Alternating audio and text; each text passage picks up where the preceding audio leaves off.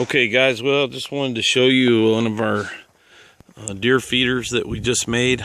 I saw a lot of stuff on the net about making deer feeders, and really I wanted one with of course a digital head that I could also maybe at one time hook up to solar, and I wanted it to have a good capacity. Now, a lot of the stuff I read said that you couldn't use a plastic drum. This is just a 55-gallon drum. I think it had a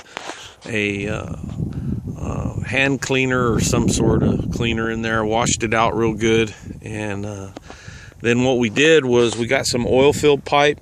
I think this is 2 1/4 inch. It's really thick walled pipe, and we had some scrap, I believe it was 1/8 inch plate that we welded onto there.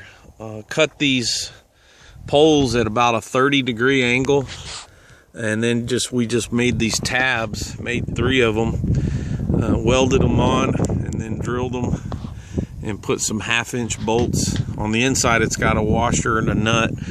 We labeled those, and then we just drove these down into the ground a little bit, and we staked them out with some rebar. Now, I've read some people say that you should use fence posts, but we're gonna see how that works. We've got a Moultrie. I believe we paid like $40 for this head unit, this mechanized unit to sling that corn.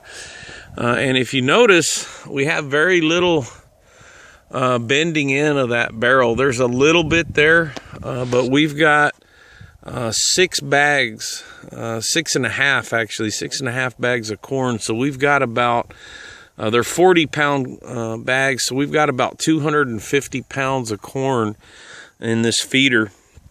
And what we did on the top, we were worried about securing the top, but actually it worked out really well. We just cut around the top where it started to come in a little bit, and then if you flip that over, we ground the edge down a little bit with a grinder, but then if you flip that top over, it'll fit right back down over the barrel. And then we just used some eye bolts here with some baling wire to secure it.